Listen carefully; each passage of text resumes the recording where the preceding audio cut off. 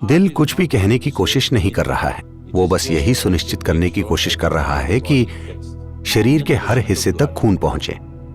यह आपका दिमाग है जो अलग अलग भाषाएं बोल रहा है। तो इससे पहले कि आप इस जीवन का किसी चीज में निवेश करें, आपको यह जरूर देखना चाहिए कि अगर मैं आज इसमें अपना जीवन लगाऊं तो क्या 25 साल बाद भी ये मेरे लिए उतना ही महत्वपूर्ण होगा? क्या 50 साल बाद भी ये मेरे लिए उतना ही महत्वपूर्ण होगा? मेरे जीवन के अंत में अगर मैं मुड़कर देखूं तो क्या मुझे इस पर गर्व होगा या मुझे इस पर शर्म आएगी जो मैं अभी कर रहा हूं?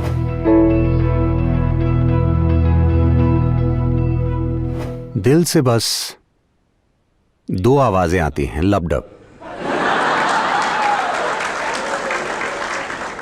जब तक कि यहां की लड़कियां उसे डिस्टर्ब ना कर रही हों और वो थोड़ा क्रेजी ना हो रहा हो, वरना ये बस दो आवाजें करता है। बाकी की सारी आवाजें आपके दिमाग से आती हैं। ये विचार कि कुछ चीजें दिल से आती हैं और कुछ दिमाग से, ये बस एक उपमा है, लेकिन दुर्भाग्य से कई लोग इसके शाब्दिक अर्थ को सच मानते हैं। एक समय था जब दुनिया के कई हिस्सों में, खासकर अरब में, अरब की चिकित्सा पद्धति का यह मानना था कि लिवर खून को पंप करता है। आपने शायद उर्दू कहावतें सुनी होंगी कलेजे के बारे में। क्या आपने सुनी है? क्योंकि उनका मानना था कि लिवर खून को पंप करता है, क्योंकि लिवर दिल से कहीं ज्यादा जटिल अंग है। दिल बस एक सरल पंप है। तो इसे अन्य जिम्मेदारियां मत दीजिए सिवाय लगातार खून पंप करने के और आपको जिंदा रखने के, जब तक कि कोई इसे तोड़ ना दे। तो इंजीनियरिंग के आखिरी साल की बात करें तो मैं चाहता हूं कि आप ये भाषा बदलें, क्योंकि ऐसा हुआ। क्या मैं आपको एक जोक सुना सकता हूं? आप इस बारे में काफी सीरियस हैं, इसलिए मैं पूछ रहा हूं। ऐसा हुआ, एक बहुत ही मशहूर वैज्ञानिक एक दावत में गए और उन्होंने बहुत अच्छे कपड़े नहीं पहने थे, वो बहुत साधारण लग रहे थे। तो जो महिला उनके पास बैठी थी, उन्होंने उन पर ज्यादा ध्यान नहीं दिया क्योंकि वो नहीं जानती थी कि ये कौन है। लेकिन कुछ समय बाद बस विनम्र होकर कुछ बात करने के लिए वो बोली, क्या मैं जान सकती हूं आप क्या करते हैं? वो बोले, मैं विज्ञान पढ़ रहा हूं। वो बोली, अरे वो तो मैंने 10वीं कक्षा में ही पढ़ ली थी। तो ये सच नहीं है। आप इंजीनियरिंग के आखिरी साल में नहीं हैं, शायद इस कोर्स का आखिरी साल है, लेकिन इंजीनियरिंग का नहीं। क्योंकि अगर आप अपने पूरे जीवन भी इंजीनियरिंग सीखें और जब आप मर रहे होंगे 100 साल बाद, ठीक है, मैं उसे कम नहीं 100 साल कर रहा हूं, 100 साल बाद जब आप मर रहे होंगे तो आप जानेंगे कि अगर आप लगातार सीखते रहे हैं तो भी आप इंजीनियरिंग के बारे में बहुत कम जानते हैं। उस कम जानकारी से भी बहुत सी चीजें होती हैं, ये एक अलग बात है। तो इंजीनियरिंग के आखिरी साल में मत रहिए। मैं जानता हूं कि हो सकता है कोर्स खत्म होने वाला हो, लेकिन इंजीनियरिंग का आखिरी साल नहीं है, ठीक है? तो इंजीनियरिंग, मूल रूप से इंजीनियरिंग का मतलब है चीजों को वैसा बनाना जैसा हम चाहते हैं। हाँ, जब हम कहते हैं कि ये इमारत अच्छे से बनाई गई है, हालांकि मैं ये नहीं कह रहा। अगर हम ये कहें कि ये इमारत अच्छे से बनाई गई है या कोई वाहन अच्छे से बनाया गया है, तो इसका मतलब ये है कि ये वैसा ही काम कर रहा है जैसा हम चाहते हैं। हाँ, इस धरती पर इंजीनियरिंग के कई नमूनों में से इंजीनियरिंग के कई नमूने हैं। पेड़ एक जबरदस्त इंजीनियरिंग है, पहाड़ भी एक जबरदस्त इंजीनियरिंग है, क्योंकि ये लाखों सालों से खड़ा है। इसका मतलब है कि ये अच्छी इंजीनियरिंग होगी, है ना? हाँ, कोई चीज जो लाखों सालों से खड़ी है तो वो जरूर ही अच्छे से इंजीनियर की गई होगी। इन सभी में से सबसे जटिल इंजीनियरिंग का नमूना हमारा सिस्टम है कि नहीं? हेलो, इंजीनियरिंग के सभी नमूनों में से यह सबसे ज्यादा जटिल है। अब जटिल इंजीनियरिंग होने की वजह से इस पर विशेष स्तर का ध्यान देना जरूरी है, वरना इसे आप समझ नहीं पाएंगे। अब इतना जबरदस्त और जटिल हाईटेक मशीन मिलने के बाद मैं आपसे पूछता हूं, क्या आपने इस मशीन को इस्तेमाल करने के निर्देश पढ़े हैं?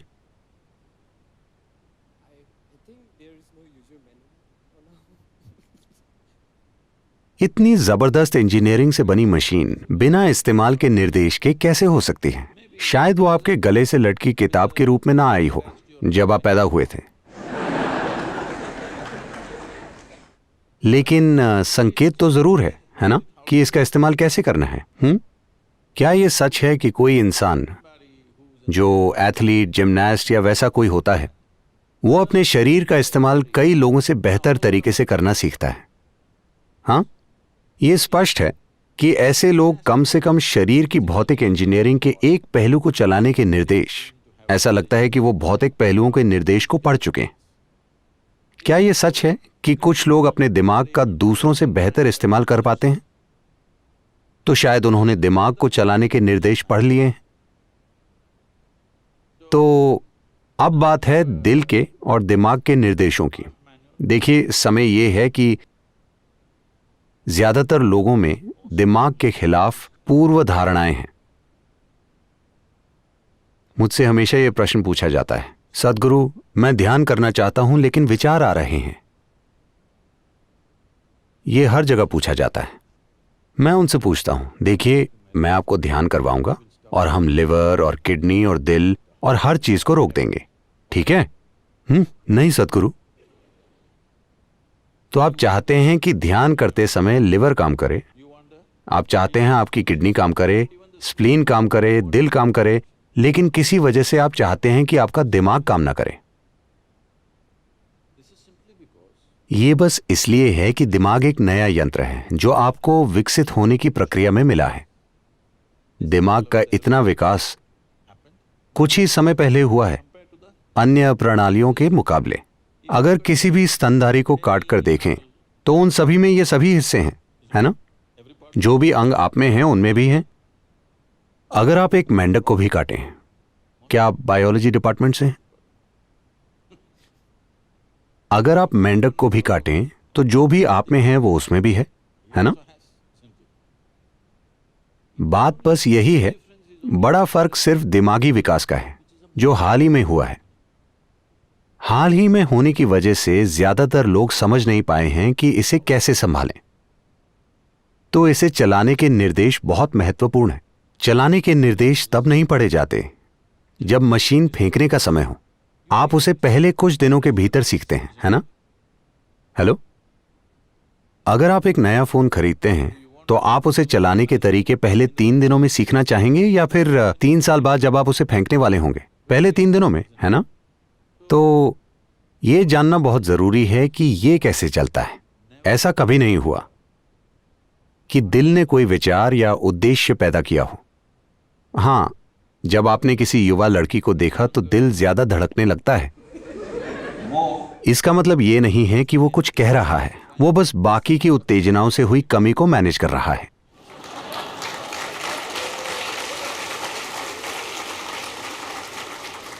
दिल कुछ भी कहने की कोशिश नहीं कर रहा, वो बस कमी पूरी कर रहा है। आपको ज्यादा खून चाहिए तो वो थोड़ी तेजी से पंप कर रहा है। ऐसा तब भी होगा जब आप सीढ़ियां चढ़ते हैं। हां, जैसे प्रेम में होने पर सांसें फूलती हैं, वैसे ही सीढ़ियां चढ़ने पर भी फूलती हैं। हां या ना? डर लगने पर भी कई लोगों के साथ ऐसा होता है। तो दिल कुछ भी कहने की कोशिश नहीं कर रहा, वो बस यही निश्चित करने की कोशिश कर रहा है कि शरीर के हर हिस्से तक खून पहुंचे। तो ये आपका दिमाग है जो अलग अलग भाषाएं बोल रहा है। आपकी मातृभाषा क्या है? आपकी मातृभाषा क्या है?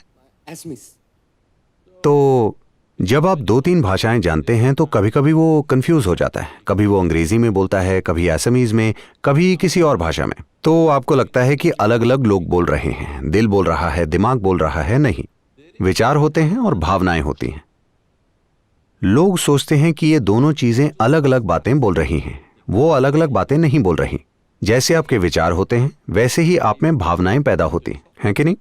फिलहाल अगर आप सोचते हैं कि ये धरती की सबसे शानदार व्यक्ति हैं, अगर मैं बस ये सोचूं तो मेरी भावनाएं उनके प्रति मधुर हो जाएंगी। अगर मैं सोचूं कि यह धरती की सबसे भयंकर औरत है, तो मेरी भावनाओं में कड़वाहट आ जाएगी। हाँ या ना? मैं ये भयंकर है ऐसा सोचकर मधुर भावनाएं नहीं रख सकता। मैं ये शानदार है ऐसा सोचकर कड़वी भावनाएं नहीं रख सकता, है कि नहीं? लेकिन आज मैंने सोचा कि ये सबसे शानदार व्यक्ति है और मुझसे मधुरता निकल रही थी, पर अचानक उन्होंने कल कुछ ऐसा किया जो मुझे पसंद नहीं है। मैंने सोचा ये भयंकर है। विचारों में तेजी होती है, वो बहुत जल्दी दिशा बदलते हैं। भावनाएं थोड़ी धीमी होती हैं, वो मुड़ने में समय लेती हैं। तो उस दौरान आप संघर्ष करते हैं, मानो दो अलग अलग आयामों की चीजें चल रही हों। क्योंकि विचार एक बात बोल रहा है, पर भावनाएं अब भी मधुर हैं, क्योंकि भयंकर होने में समय लगता है। सभी संघर्ष करते हैं, लेकिन भावनाएं कुछ समय बाद विचारों से मेल खाती हैं या नहीं? हेलो, आज आपने सोचा कि ये शानदार हैं और मधुरता बह रही थी। कल उन्होंने कुछ किया जो आपको नहीं पसंद, आपने सोचा कि ये भयंकर है। विचार स्पष्ट कह रहे हैं कि ये भयंकर है, लेकिन भावनाएं संघर्ष कर रही हैं क्योंकि वो तेजी से मुड़ नहीं सकती। वो मुड़ने में समय लेती हैं, लेकिन 1 हफ्ते, 10 दिन या 2 महीने बाद। ये इस पर निर्भर करता है कि आप कितने गहरे स्तर पर जुड़े हुए हैं। कुछ समय बाद भावनाएं भी विचारों के बराबर आ जाती हैं। भावनाएं भी कहती हैं, हाँ वो भयंकर है तो उसके खिलाफ हो जाना चाहिए। तो ये दोनों अलग अलग भाषाएं नहीं बोल रहे। एक तेज है और दूसरी की गति थोड़ी धीमी है। तो ऐसा लग सकता है कि वो अलग अलग भाषाएं बोल रहे हैं। अगर सवाल ये हो कि आप करना क्या चाहते हैं, तो आपको स्पष्ट तरीके से सोचना चाहिए। यह बहुत जरूरी है। स्पष्ट सोचने का मतलब है कि प्रश्न ये नहीं है कि मुझे ये कैसे मिलेगा, मुझे वो कैसे मिलेगा। क्या आपका जीवन आपके लिए कीमती है? मैं आप सभी से पूछ रहा हूं, आपका जीवन क्या ये आपके लिए कीमती है? तो इस जीवन का किसी चीज में निवेश करने से पहले आपको ये देखना चाहिए कि अगर मैं आज इसमें अपना जीवन लगाऊं तो 25 सालों बाद भी क्या ये मेरे लिए उतना ही मायने रखेगा?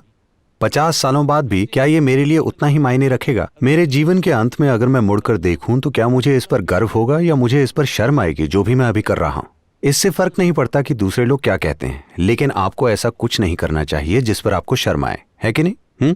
लोग बहुत सी चीजें कहते हैं, उससे फर्क नहीं पड़ता। हर किसी की अपनी राय होती है, ये उनका काम है। लेकिन आपको कुछ ऐसा नहीं करना चाहिए जिस पर आपको शर्म आए, है कि नहीं? तब आप अपने ही खिलाफ हो जाएंगे। कोई आपके खिलाफ हो जाए तो आप उन्हें छोड़कर कहीं और जा सकते हैं, लेकिन अगर आप खुद के ही खिलाफ हो जाएंगे तो आपको हमेशा उसके साथ जीना पड़ेगा। तो आपको यही चीज देखनी है। किसी चीज से आपको पैसा मिलेगा, किसी चीज से आपको आराम मिलेगा, बात यह नहीं है। आप जो काम करने का फैसला लेते हैं, क्या उससे आपको जीवन मिलेगा? जीवन मिलने से मेरा मतलब है, क्या आप बस जीवन चलाने की कोशिश कर रहे हैं या आप इससे अपना जीवन बनाना चाहते हैं? यह महत्वपूर्ण है। जीवन चलाना कोई मुद्दा नहीं। एक कीड़ा, एक पतंगा, एक पंछी और एक जानवर सभी अपना जीवन चला रहे हैं, है कि नहीं? ये उससे अपना जीवन भी बना रहे हैं, लेकिन अपना जीवन तो निश्चित रूप से चला रहे हैं।